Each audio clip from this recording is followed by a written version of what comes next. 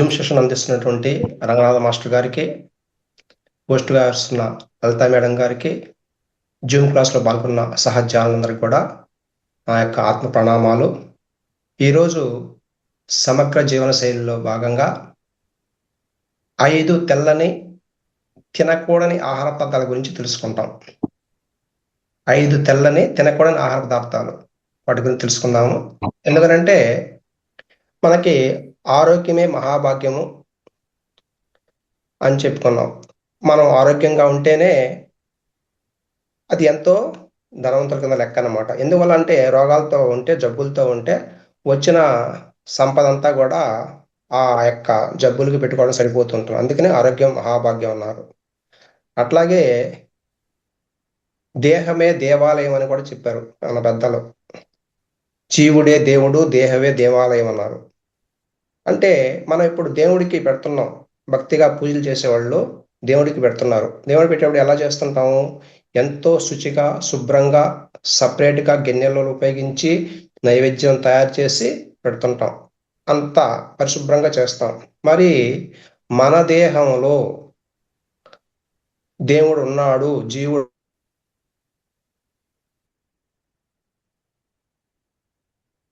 ఉన్నాడు అన్నప్పుడు ఆ యొక్క దేవుడికి ఒకసారి తెలుసుకోవాలి. కాబట్టి మంచి ఆహారం ఇవ్వాలి కదా. మనం ధ్యాన మార్గం ఉన్నారు కాబట్టి సాధ్యమంత వరకు అందరూ కూడా శాకాహారులుగానే ఉంటారు, అందులో డౌట్ లేదు.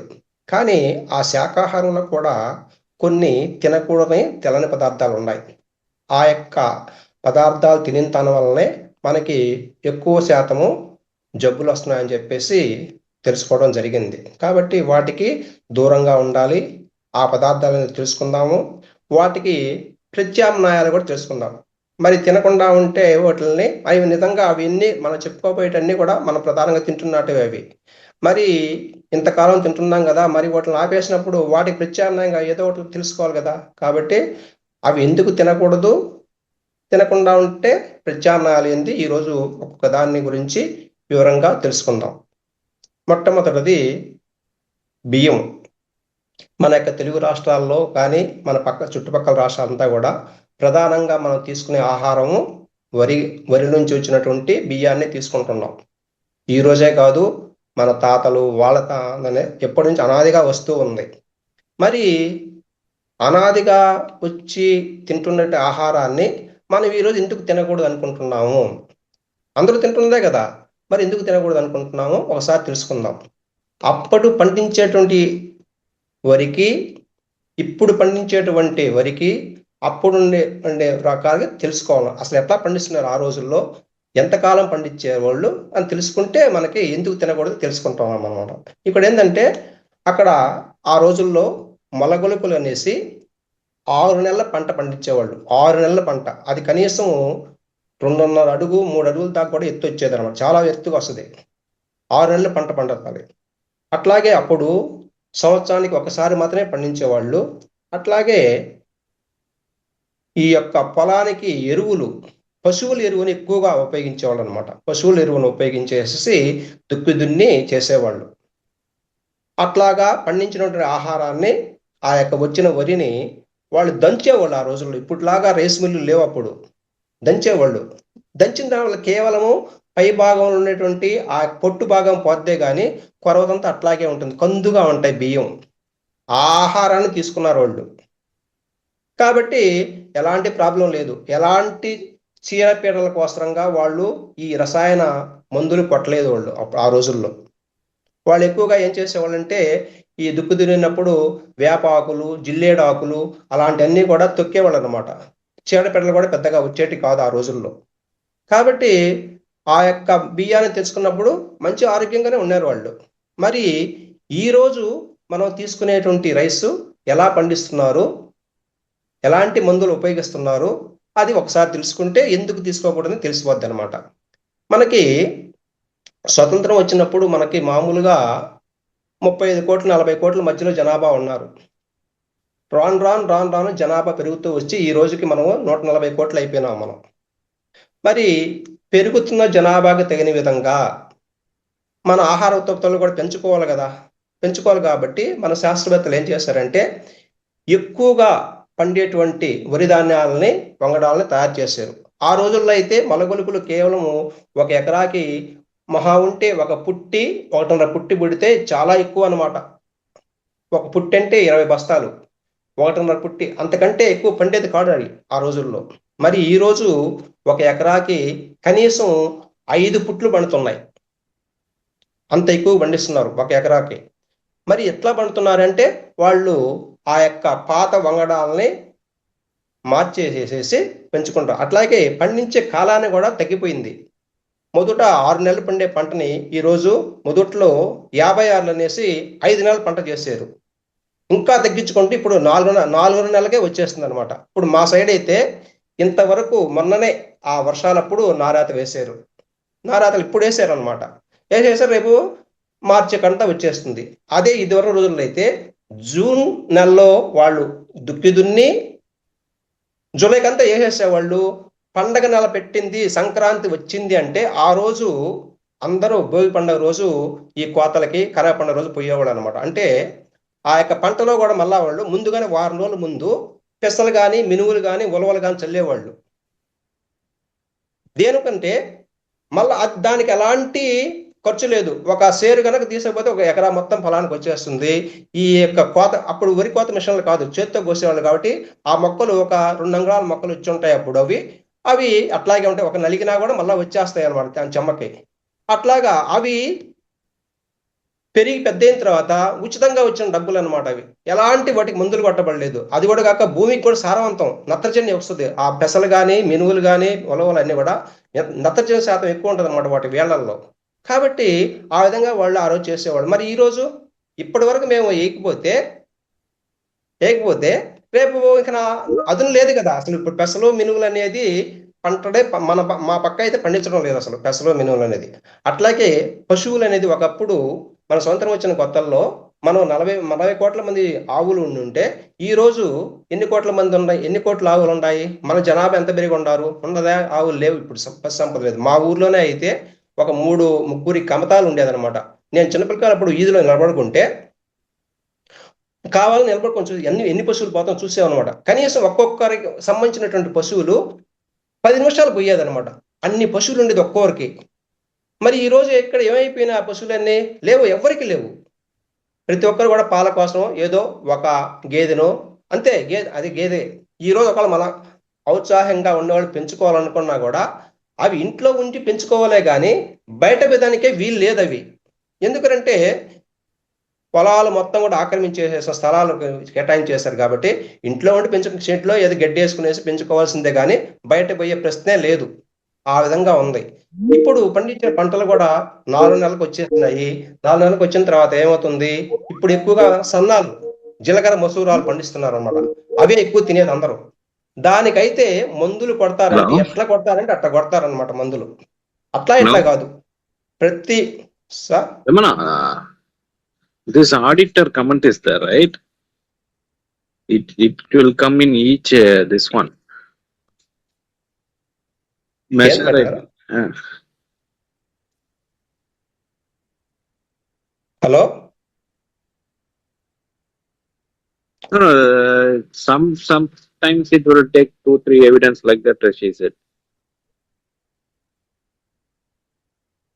Like in questionnaire is there, right? Multiple also will come like that, he said. Madam Garu? Madam, disturbance. Okay. I'm also closed. My laptop is very slow. Unable to work also.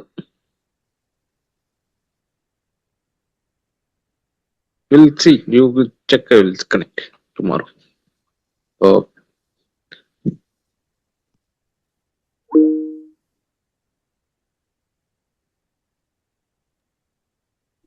సరిపోయిందా sir? ఇప్పుడు అయిపోయింది. మధ్యలో disturbance వచ్చింది ఎందువల్ల?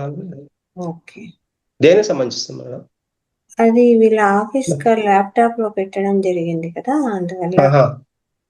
అదే సంగతి. అది ఆ విధంగా పండించే విధానం కూడా తేడా వచ్చేసింది. వాళ్ళు పండించినప్పుడు 4.5 నెలలకే పండుతుంది ఇప్పుడు వచ్చేటువంటి పంట.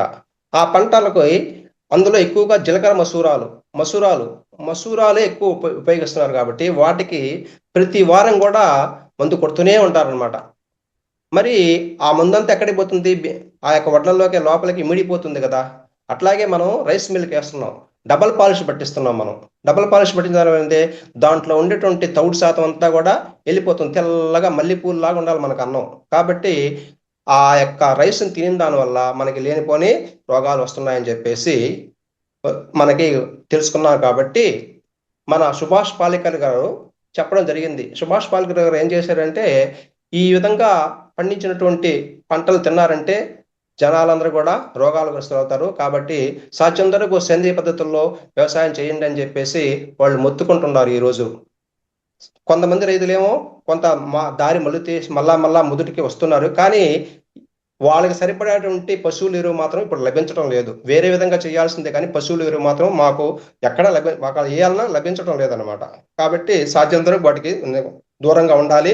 మరి అందులో మనం తీసుకునే ఆహారం కూడా 3 పూట్ల ఒరే తింటుంటాం. ఆ బియ్యంతో చేసినటువంటిది ఉదయం సద్దనం తింటారు, లేకుంటే దోశలో ఇడ్లీలు తింటారు, మధ్యాహ్నం అన్నం అదే తింటారు, రాత్రికి అదే తింటున్నారు. ఆ విధంగా తినిన దానివల్ల, అలాంటి రైస్తో తినిన దానివల్ల వాళ్ళు తీసుకున్న ఆహారము త్వరగా జీర్ణం అయిపోద్ది. జీర్ణమైపోయేసి అది గ్లూకోజ్గా మారిపోయిన దానివల్ల ఏమవుతుందంటే, అది గ్లూకోజ్ శాతం ఎక్కువైన దానివల్ల వాళ్ళు డయాబెటీస్గా మారేటువంటి అవకాశం ఉంది. కాబట్టి సాధ్యంత వరకు ఆ యొక్క బియ్యానికి దూరంగా ఉండాలి. మరి ఏం తినాలి? మనం దంపుడు బియ్యం తినొచ్చు. దంపుడు బియ్యం అయితే మనకి దాంట్లో పొట్టు శాతం మాత్రమే పొయ్యి ఉంటుంది, తౌడు శాతం అట్లాగే ఉంటుంది అనమాట. దంపుడు బియ్యం తీసుకోవచ్చు. అట్లాగే నల్ల బియ్యం, ఎర్ర బియ్యం అలాంటివి మార్కెట్లో ఇప్పుడు ప్రస్తుతం దొరుకుతున్నాయి. కాకుండా కొద్దిగా ఖర్చు ఎక్కువగా ఉంటుంది అనమాట. ఖర్చు ఎక్కువ పెట్టినా మన ఆరోగ్యం ముఖ్యం కదా. కాబట్టి సాధ్యంత వరకు మామూలుగా వాడేటువంటి బియ్యాన్ని దూరంగా ఉండేసి ఇలాంటివి వాడుకోవచ్చు. అట్లాగే ఇప్పుడు సిరిధాన్యాలు వచ్చున్నాయి, జొన్నలు, రాగులు, సజ్జలు, అట్లాగే కొర్రలు అవన్నీ వచ్చున్నాయి. కాబట్టి అలాంటివి కూడా మనం ఆహారంగా తీసుకోవచ్చు. ఎవరికి అందుబాటులో ఉండేటివి, ఎవరి యొక్క దానికి శక్తి మేరకు అవి కొనుక్కొనేసి వాటిని ఉపయోగించుకోవడం బెస్ట్ అన్నమాట. కనీసం ఒకేసారి మారకుండా కన్నా క్రమక్రమంగా మారడం అలవాటు చేసుకోవాలి మనం. అది బియ్యం సంగతి. బియ్యానికి దూరంగా ఉండాలి. రెండవది పాలు మనకి ఈరోజు 3 రకాలుగా లభిస్తున్నాయి. A1 పాలు, A2 పాలు, కృత్రిమ పాలు. A1 పాలు అంటే ఏంటి? ఈ జెర్సీ ఆవుల ద్వారా వచ్చినటువంటి పాలు అనమాట. జెర్సీ ఆవులు అంటే అవి నిజంగా మన దేశానికి సంబంధించిన ఆవులు కాదు. ఒకప్పుడు ఎక్కడో విదేశాల నుంచి వచ్చినది బ్రీడ్ అనమాట. వేరే యొక్క జంతువులు సంపర్కం చేసిన దానిలో వచ్చేటువంటి ఆవులు అనమాట. అవి విపరీతంగా పాలు ఇస్తాయి. అవి విపరీతంగా పాలు ఇవ్వాలని దానికి మేత వేస్తారు. అట్లాగే మంచి ఇంజెక్షన్స్ చేస్తారు, హార్మోన్ ఇంజెక్షన్ చేస్తారు. హార్మోన్ ఇంజెక్షన్ చేసిన దాని వల్ల ఏమవుతుందంటే విపరీతంగా పాలు ఇస్తుంది అన్నమాట. కనీసం ఒకసారికి 10 లీటర్ తక్కువ ఇవ్వదు. ఒకసారికి ఉదయం 10 లీటర్లు, సాయంత్రం 10 లీటర్లు ఇస్తుంటాయి అవి. మరి అన్ని హార్మోన్ ఇంజెక్షన్ చేసిన దానివల్ల మనకి ఆ పాలల్లో ఇచ్చుంటాయి కదా, ఆ పాలు తాగినప్పుడు మన పరిస్థితి ఏంది? మన హార్మోన్స్ కూడా ఇన్బ్యాలెన్స్ అవుతాయి అన్నమాట దానిలాగానే. కాబట్టి ఆ పాలు సాధ్యంత వరకు తీసుకోకూడదు. ఇంకపోతే A2 పాలు, నాటు ఆవు పాలు. నాటు ఆవు పాలు మనకు మామూలుగా ఆవు పాలు తల్లి పాల కంటే శ్రేష్టమైంది. ఎవరికైతే పిల్లలకి తల్లి పాలు సరిగా లేకపోతే ఆవు పాలు తీసుకొచ్చి పోసేవాళ్ళు అనమాట. ఎందుకంటే జీర్ణశక్తి బాగా ఉంటుంది, ఆవు పాలు ఉంటుంది ఒకప్పుడు. కానీ ఇప్పుడు నాటు ఆవులు ఎక్కడున్నాయి? లేవు. అది కూడా కాక ఒకవేళ దొరికినా కూడా ఆ నాటు ఆవు పాలని చిన్నపిల్లల వరకే వాళ్ళకి జీర్ణశక్తి ఉండేసి అరిగించుకునే శక్తి ఉంటుంది, కానీ పెద్దవాళ్ళకి నిజంగా అంత ఉపయోగపడదు. తాగుతారే కానీ వాళ్ళు ఉపయోగపడదన్నమాట వాళ్ళకి. ఆ యొక్క జంతు దాని నుంచి వచ్చినటువంటి హార్మోన్ని జీర్ణం చేసిన శక్తి మనకు లేదు నిజంగా. చిన్నపిల్లలకైతే ఉంటుంది, వాళ్ళు తాగొచ్చు. మరి ఆవు పాల నుంచి వచ్చినటువంటి పెరుగుని కానీ నెయ్యిని కానీ శుభ్రంగా తీసుకోవచ్చు, ఎంతవైనా తీసుకోవచ్చు. పెరుగు ఉపయోగించు. నాటు ఆవు పాల నుంచి వచ్చినటువంటి పెరుగు కానీ నెయ్యి కానీ బాగా ఉపయోగించు. నెయ్యి కనుక అయితే ఎక్కువ మన అసలు మామూలు ఈ ఉపయోగించకుండా, రీఫైండ్ ఆయిల్ ఉపయోగించకుండా ఎక్కువ ఖర్చు అయినా సరే నాటు ఆవు సంబంధించిన నెయ్యి దొరికితే, అది కూడా మళ్ళీ కల్తీ లేకుండా ఉండాలి, స్వచ్ఛంగా. అంతే. కనీసం ఇప్పుడు నాటు ఆవు నెయ్యి అంటే 1 కేజీ కనీసం నాకు తెలిసి 1500 పైనే ఉంటుందని నేను అనుకుంటున్నాను. ఎందుకంటే మనకి మామూలు గేదె పాలతో సంబంధించి 900, 1000 రూపాయలు ఉంది. నాటు ఆవుది అయితే ఖచ్చితంగా 1500 దాకా ఉంటుంది. అయినా సరే మనకు ఆరోగ్యం ముఖ్యం కాబట్టి అలాంటి దాన్ని ఉపయోగించుకోవచ్చు. మరి కాఫీ టీలు తాగేవాళ్ళు వీళ్ళు కొద్దిగా కష్టపడతారు. వాళ్ళు ఏం చేసుకోవాలి, ఈ యొక్క తులసి ఆకులతో ఆ యొక్క టీలు తయారు చేసుకోవచ్చు. మామూలుగా గ్రీన్ టీలు అనేవి అలాంటివి ఉంటాయి పాలు ఉపయోగించకుండా. మరి పెరుగు కోసము మనకి ఈ యొక్క వేరుశనగలని రాత్రంతా నానబెట్టేసి ఉదయం దాంట్లోంచి పాలు తీసుకునేసి వాటి ద్వారా పెరుగు తయారు చేసుకోవచ్చు. కాయకూడదు, కాసినామంటే ఇరిగిపోతాయి మళ్ళా అవి. కాబట్టి పెరుగు తయారు చేసుకోవచ్చు. అట్లాగే ఈ యొక్క కొబ్బరి పాలు మీకు అందరికీ తెలుసు, మనం కూరల్లో ఉపయోగిస్తుంటాం. కొబ్బరిని కూడా తురిమి దాంట్లోంచి పాలు తీసుకునేసి దాన్ని కూడా పెరుగు ఉపయోగించుకోవచ్చు, పెరుగుగా చేసుకొని ఉపయోగించుకోవచ్చు. ఆ విధంగా మనం ప్రత్యామ్నాయంగా వీటిని. ఇంకోటి ప్రమాదకరమైనటువంటిది ప్యాకెట్ పాలు.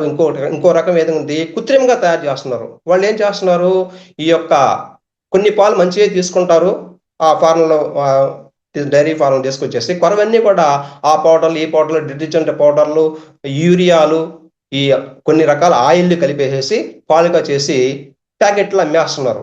అవే కదా మనకి టీ స్టాళ్ళకి వచ్చేది. మనం దేంతో కాస్తున్నారో ఎవరికి తెలుసు అవి. ఆ ప్యాకెట్ పాలు అంటే అసలు ఎట్టి పరిస్థితుల్లో తీసుకోకూడదు అనమాట. మనం ఒకవేళ పాలు తాగాలి, టీలు తాగాలంటే మీకు అందుబాటులో గేదెలు ఏదన్నా ఉన్నా వాళ్ళు కూడా హార్మోన్ ఇంజెక్షన్ చేయకుండా ఉండాలి. హార్మోన్ ఇంజెక్షన్ చేసిన వల్ల ఏమవుతుందయ్యా అంటే మన హార్మోన్లు దెబ్బతింటుంటాయి. చిన్నపిల్లలు త్వరగానే మెచ్యూర్ అయ్యేటువంటి ప్రమాదం ఉంది. అందుకు హార్మోన్ ఇంజెక్షన్ చేసినటువంటి పాలను తాగకూడదని చెప్పేది. మన ఆరోగ్యానికి మంచిది, కాల్షియం వస్తుందని చెప్పేసి తాగుతూ ఉంటే ఆ విధంగా తయారవుతాం మనం. కాబట్టి మీకు ఖచ్చితంగా తెలిసింటే వాళ్ళు ఎలా ఇంజెక్షన్ చేయటం లేదంటే తీసుకొని వాడుకోవచ్చు, గేదె పాలు వాడుకోవచ్చు. కానీ మనకు ఖచ్చితంగా తెలుసుంటేనే, లేకుంటే వాటికి వాడకుండా మంచిది కేవలము పెరుగు, మజ్జిగ, నెయ్యి ఉపయోగించుకోవచ్చు. ఇకపోతే అక్కడ అది మనం చెప్పుకున్నాం. మనకి కాల్షియం కోసం మనం ఏం చేసుకోవచ్చు, నువ్వులు ఉండలు తినొచ్చు. నువ్వులు అంటే మనకు తెలుసు, తెల్ల నువ్వులు, నల్ల నువ్వులు, ఏ నువ్వులైనా పర్వాలేదు. ఆ నువ్వుల్ని లైట్గా వేయించేసేసి అది దంచుకునేసి కొద్దిగా అది బెల్లం వేసుకొని పెట్టేసుకున్నారంటే అప్పుడప్పుడు ఒక ఉండ తింటా ఉన్నాయంటే మనకి శరీరానికి కావాల్సినటువంటి కాల్షియం లభిస్తుంది అనమాట. ఆ విధంగా చేసుకోవచ్చు. ఇంకా మూడవది ఈ యొక్క సాల్ట్ ఎందుకు ఉపయోగిస్తాం, మనం రుచి కోసం ఉపయోగిస్తాం. ఒకప్పుడు ఎలాంటి సాల్ట్ ఉపయోగించేవాళ్ళం మనం,